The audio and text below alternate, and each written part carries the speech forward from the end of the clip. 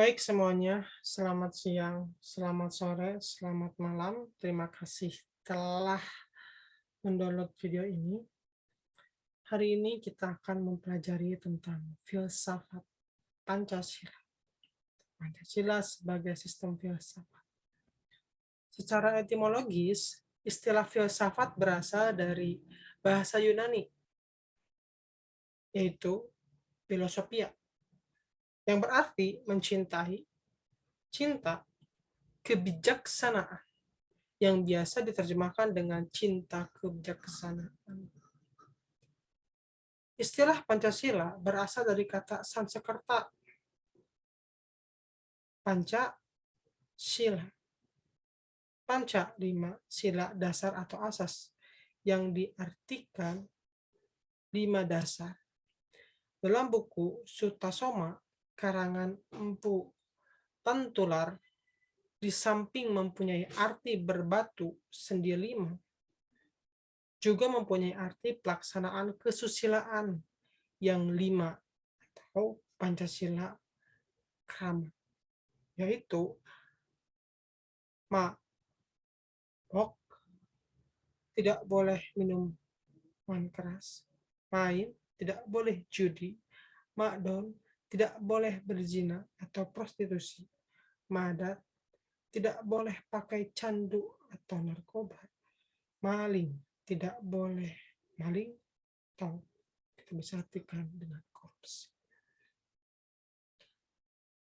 Jadi secara dasar sebenarnya Pancasila memiliki makna yang sangat mendalam dari nama saja.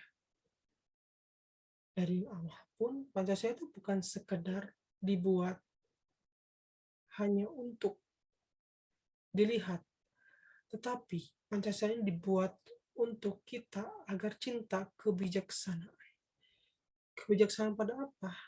Pada perbedaan yang ada, pada kesatuan dan persatuan Republik Indonesia. Para leluhur bangsa ini membuat Pancasila sebagai dasar negara itu memiliki makna yang sangat mendalam. Kita sebagai penerus bangsa harus bisa memahami juga Pancasila bukan hanya sekedar hafalan saja, tetapi maknanya secara mendalam. Bagaimana Pancasila itu nanti akan menjadi dasar kita dalam menjalani kehidupan berbangsa dan bernegara. Kita bisa juga menjadi manusia Indonesia yang cinta kebijaksanaan dengan mendasar pada sila-sila di Pancasila yang merupakan dasar negara kita. Gitu. Oke, lanjut. Selanjutnya, istilah itu digabungkan menjadi filsafat Pancasila yang secara etimologis mengandung arti cinta kebijaksanaan yang berlandaskan 5 dasar atau cinta kebijaksanaan dengan berpedoman pada 5 prinsip dasar. Menurut Prof. Darji Darmo Diharjo, filsafat adalah pemikiran manusia dalam usaha mencari kebijaksanaan dan kebenaran yang sedalam-dalamnya sampai ke akarnya, teratur atau sistematis, dan menyeluruh atau universal.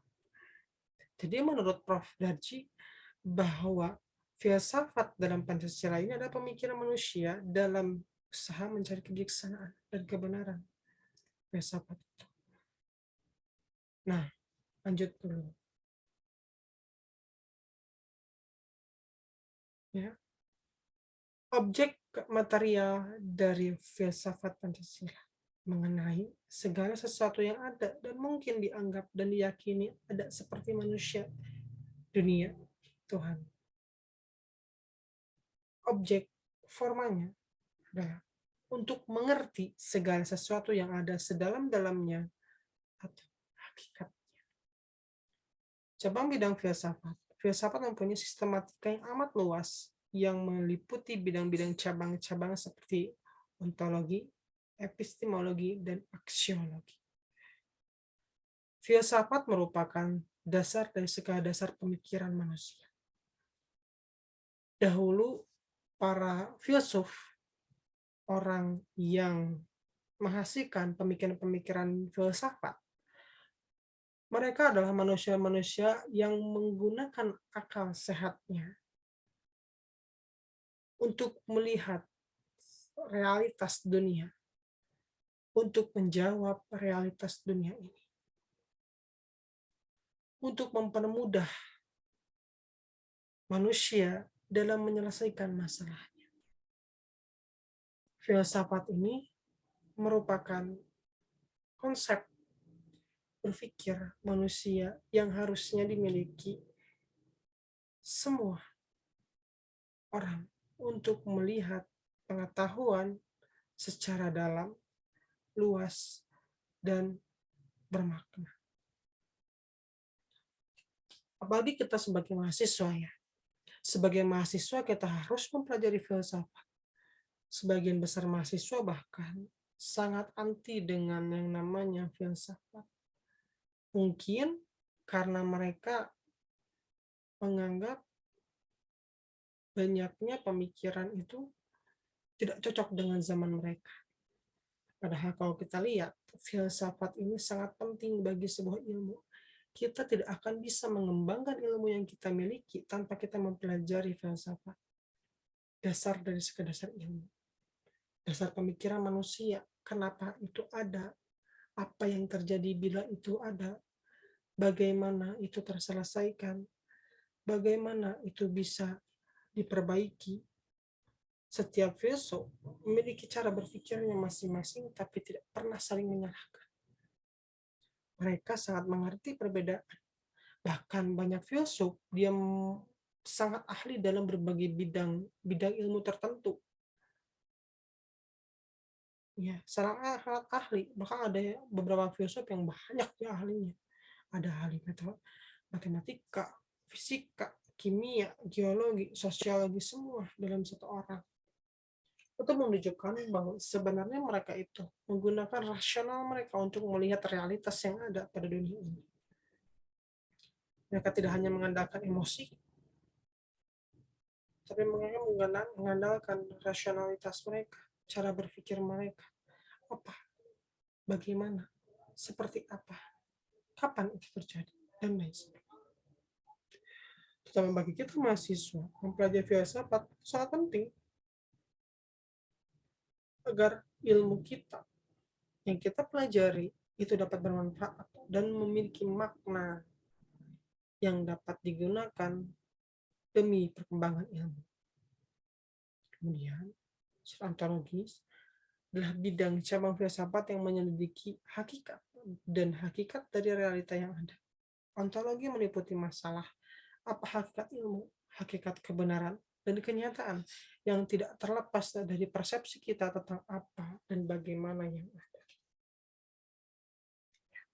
Sudah dijelaskan bahwa manusia itu sebenarnya memiliki kemampuan untuk mempersepsi apa yang mereka inginkan.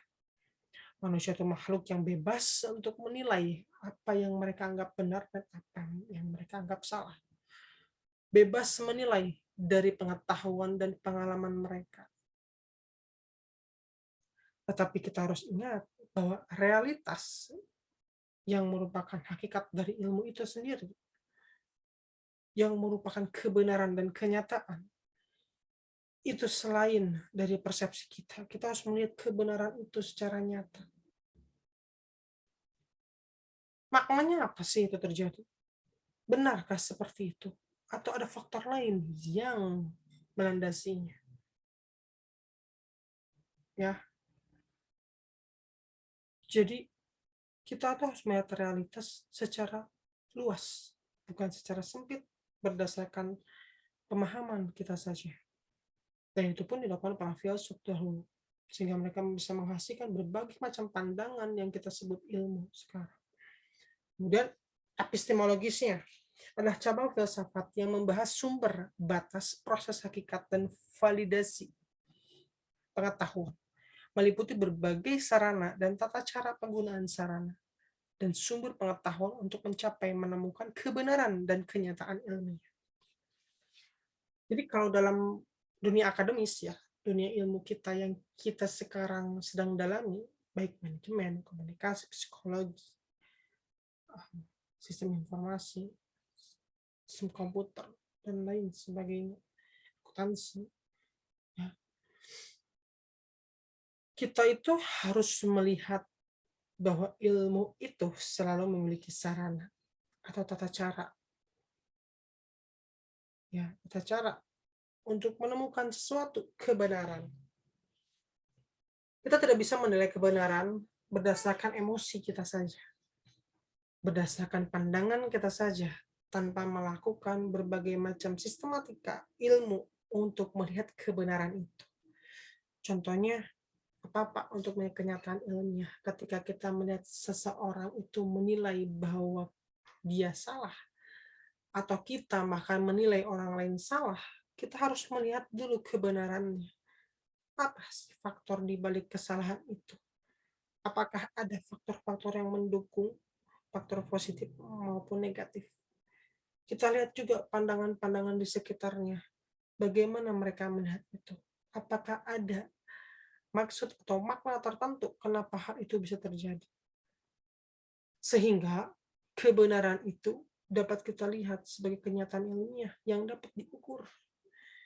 Kenyataan ilmiah itu dapat diukur, dan kita sudah pernah pelajari juga ada metode ilmiah, ada cara ukur ilmiah, ada validasi pengetahuan kita masing-masing, ada menggunakan scientific explanation, ada menggunakan teori, ada menggunakan konsep. Banyak cara untuk mengukur secara ilmiah agar kita mencapai kenyataan ilmiah itu. Kenyataan ilmiah ada kenyataan yang dapat dipertanggungjawabkan sesuai dengan validasi yang kita gunakan. Sumber, apa sih, bagaimana itu terjadi, seperti apa, dan inilah buktinya. Inilah cara mengukur yang kami lakukan dengan ilmu dan pengetahuan kami, sehingga ini menjadi kenyataan ilmiah yang dapat dipertanggungjawabkan oleh kami. Begitu. Secara aksiologisnya adalah cabang filsafat yang menyelidiki nilai, meliputi nilai normatif, parameter apa yang disebut kebenaran dan kenyataan, juga menuntun dengan kaidah-kaidah normatif di dalam menerapkan ilmu ke dalam praksis dalam kerangka pengembangan ilmu yang menyangkut etika, bahkan sampai dimensi budaya, untuk menangkap tidak saja kemanfaatan ilmu, namun juga arti dan makna bagi kehidupan umat manusia. Secara aksiologis itu filsafat adalah ilmu yang memiliki nilai. Saya sudah cerita dulu itu kemarin, pertemuan kita cerita bahwa leluhur kita tuh punya nilai. Nilai yang tidak bisa dilihat hanya sekedar kita melihat saja dari kata-kata. Tapi kita harus lihat maknanya, mereka apa sih? Seperti apa makna itu? Makna itulah yang diterapkan oleh mereka dalam kehidupan mereka sehari-hari. Sehingga sampai sekarang namanya Pancasila itu memiliki makna yang luas. Tidak sekedar kata-kata sederhana, tidak. Pancasila apalagi memiliki makna yang sangat luas, dan kita itu sebagai manusia Indonesia yang harusnya mau untuk melihat makna itu demi siapa? Demi diri kita sendiri, agar kita lebih meyakini diri kita memiliki identitas dari bangsa ini. Keyakinan itu hanya datang dari bagaimana kita mengetahui makna yang kita anggap benar. Kalian rakyat Indonesia harusnya menganggap Pancasila, negara ini itu sebagai landasan kalian, dasar kalian untuk bergerak demi siapa? Demi kepentingan banyak orang, demi kepentingan kelompok, demi kepentingan bangsa dan negara. Kemudian tujuan dan kegunaan filsafat. Tujuan teoritisnya berusaha untuk mencapai kenyataan, untuk mencapai hal yang nyata. Tujuan praktisnya adalah dari filsafat yang teoritis diperoleh pedoman hidup guna dipraktikkan dan dijadikan pedoman dalam praktik kehidupan. Penggunaan filsafat memberikan ketekunan dan dinamika dalam mencari kebenaran, arti, dan makna hidup.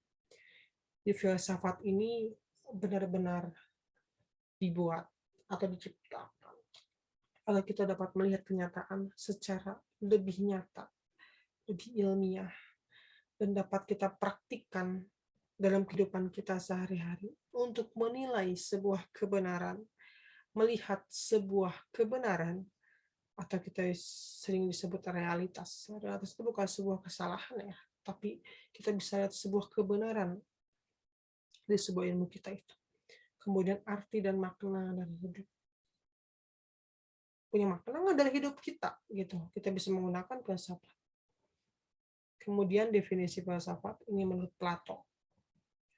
Ahli filsafat Yunani, filsafat adalah ilmu pengetahuan yang berminat mencari kebenaran asli. Aristoteles, muridnya Plato. Filsafat adalah ilmu pengetahuan yang meliputi kebenaran yang terkandung di dalamnya, ilmu-ilmu metafisika, logika, retorika, ekonomi, politik, dan estetika. Al-Farabi, ahli filsafat Islam, mengatakan filsafat adalah ilmu pengetahuan tentang ilmu alam, wujud bagaimana hakikat yang sebenarnya. Oke, Immanuel Kant, ahli filsafat Katolik, mengatakan bahwa filsafat ialah ilmu pengetahuan yang menjadi pokok dan pangkal dari segala pengetahuan yang di dalamnya tercakup 4 pokok persoalan. 1. Apakah yang dapat diketahui? Jawabannya metafisika. 2. Apakah yang seharusnya kita kerjakan? Jawabannya etika. 3. Sampai di manakah harapan kita? Jawabannya agama. Apakah yang dinamakan manusia? Jawabannya antropologi.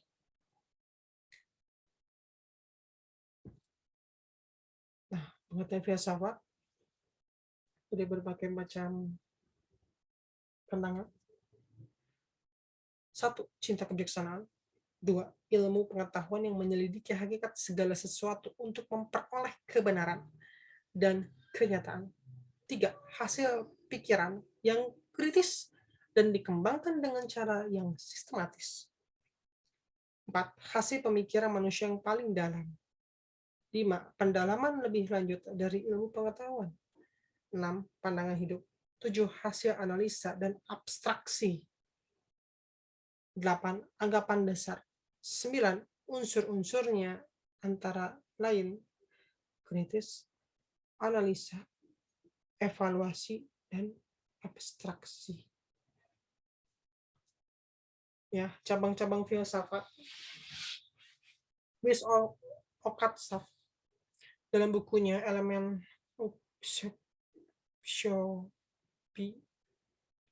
Filosofi membedakan cabang-cabang filsafat sebagai berikut. Logika, ilmu pengetahuan yang menarik kesimpulan. Metodologi, ilmu pengetahuan atau penyelidikan tentang metode-metode dan khususnya metode ilmiah. Metafisika, ilmu pengetahuan tentang segala sesuatu dalam keadaan sebagaimana terdapat pada dirinya sendiri. Menurut Louis Ockhatzaf, metafisika adalah bagian dari pengetahuan manusia mengenai persoalan-persoalan sifat-sifat terdalam dari barang sesuatu. Ontologi, apakah kenyataan itu? Ontologi membicarakan misalnya tentang apakah ada perbedaan antara manusia dengan benda. Apakah roh atau jiwa itu merupakan perwujudan dari materi atau berbeda sifat hakikatnya daripada materi. Kosmologi membicarakan tentang apakah asal mula alam semesta ini. Epistemologi, cabang filsafat yang menyelidiki tentang asal mula, susunan, metode, serta batas-batas pengetahuan. Biologi, kefilsafatan, mempersoalkan tentang konsep-konsep mengenai hidup, penyesuaian atau adaptasi, mengenai teknologi, mengenai evaluasi dan mengenai ketuhanan.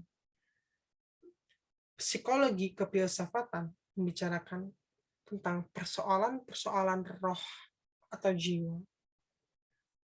Antropologi kefilsafatan mempersoalkan tentang manusia.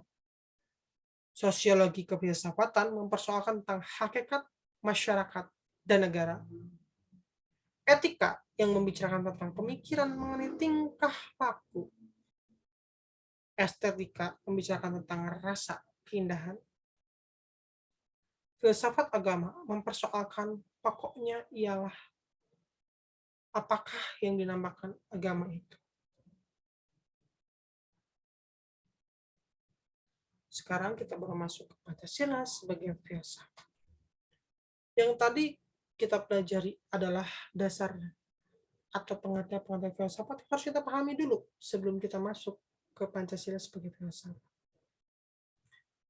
Filsafat adalah usaha manusia melalui akal dan pengalaman secara kritis, mendasar, integral atau terpadu, dan radikal sampai ke akar-akarnya untuk mencari dan menemukan hakikat, kenyataan, atau kebenaran, baik mengenai dirinya sendiri maupun mengenai segala sesuatu yang dihadapinya dengan menempuh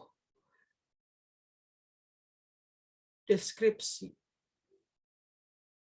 komunikasi, sintesa, dan evaluasi. Filsafat Pancasila adalah filsafat yang mempunyai objek Pancasila, yaitu Pancasila yang benar dan sah yang tercantum di dalam pembukaan Undang-Undang Dasar 1945.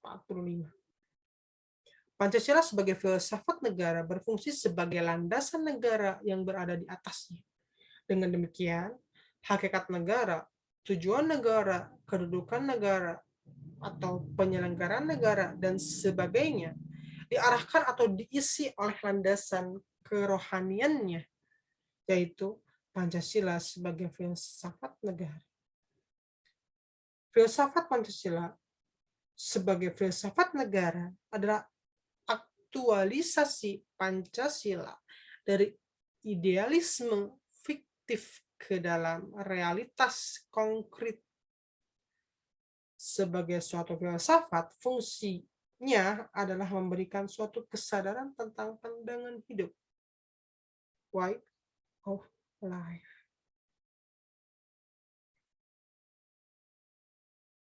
Pancasila sebagai filsafat bangsa harus mampu menjadi perangkat dan pemersatu dari berbagai ilmu yang berkembang di Indonesia. Fungsi filsafat akan terlihat jelas kalau di negara itu sudah berjalan keteraturan kehidupan bernegara. Pancasila sebagai filsafat ialah suatu ilmu yang meliputi kebijaksanaan yang berusaha melihat dan memecahkan segala sesuatu kehidupan berdasarkan nilai-nilai Pancasila. Segala sesuatu itu disoroti dan dipecahkan dengan mendalam dan menyeluruh secara serasi, selaras, dan seimbang. Pancasila sebagai filsafat berdasarkan nilai-nilai kehidupan masyarakat kita yang telah tumbuh, dipelihara, dan berkembang sampai dewasa ini. Filsafat Pancasila mempunyai pandangan khas jika dibandingkan dengan filsafat liberal dan filsafat komunis, di mana titik tolak filsafat liberalisme adalah masalah sosial ekonomi, kemudian berkembang ke seluruh masalah kehidupan. Sedangkan titik tolak filsafat komunisme adalah politik yang berkembang ke seluruh masalah kehidupan, sedangkan Pancasila bertolak dari pandangan Pancasila tentang manusia, maka filsafat Pancasila menyoroti seluruh masalah sekaligus dalam suasana keserasian, keselarasan, dan keseimbangan. Inilah yang dimaksud dengan pendekatan integralistik.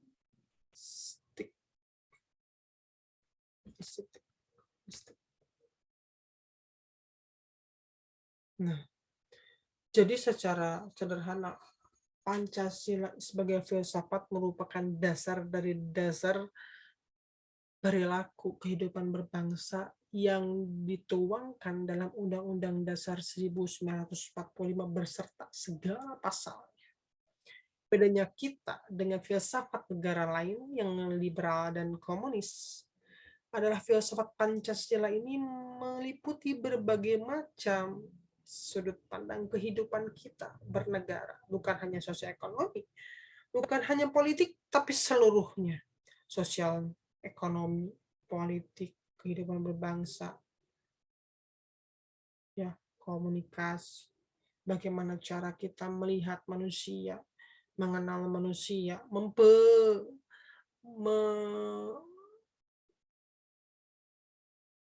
berperilaku pada manusia yang lain, bagaimana kita bersifat dan bersikap pada manusia yang lain. Semua diatur dalam filsafat Pancasila. Sebagai dasar kita berkehidupan berbangsa dan bernegara. Begitu. Kemudian, pandangan integralistik filsafat Pancasila menurut ajaran integralistik, negara ialah suatu susunan masyarakat yang integral. Semua golongan, seluruh bagian, dan setiap anggotanya berhubungan erat satu sama lain dan merupakan persatuan masyarakat yang organis. Yang terpenting dalam negara yang berdasarkan aliran pikiran integral ialah penghidupan bangsa seluruhnya. Negara tidak memihak kepada sesuatu golongan yang paling kuat atau paling benar, tidak menganggap kepentingan seseorang sebagai pusat, akan tetapi menjamin keselamatan hidup bangsa seluruhnya sebagai persatuan yang tak dapat dipisahkan. Untuk menjamin terlaksananya kepentingan integral, maka di samping teori integralistik yang dikemukakan di atas, perlu dalam pelaksanaan teori ini bertolak dari segala aspek kehidupan. Ipolek sos dan kamu konsisten, taat asas, dengan tujuan untuk keseluruhan integral. Maka dalam pelaksanaannya bagi kita dengan semangat gotong royong dan asas kekeluargaan adalah sangat tepat teori integralistik itu diterapkan dalam kehidupan bangsa Indonesia. Jika diperhatikan dengan cermat yang terkandung dalam Pancasila, dapatlah diketahui bahwa teori integralistik adalah banyak persamaannya tentang Pancasila.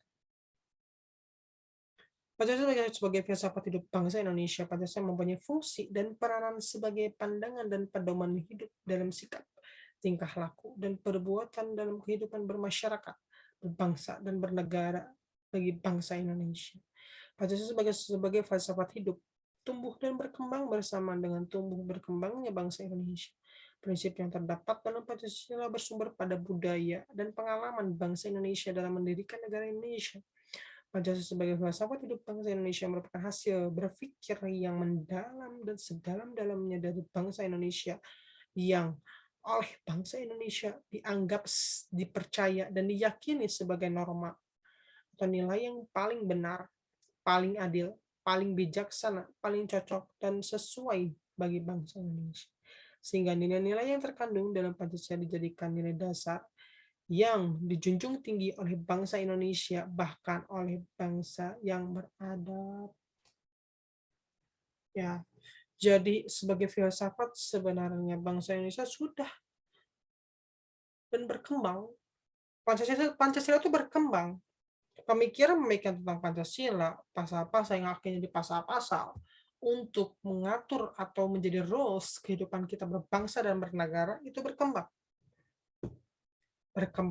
dan menjadi nilai-nilai yang paling penting bagi kita, untuk kita, dan untuk kepentingan bangsa dan negara.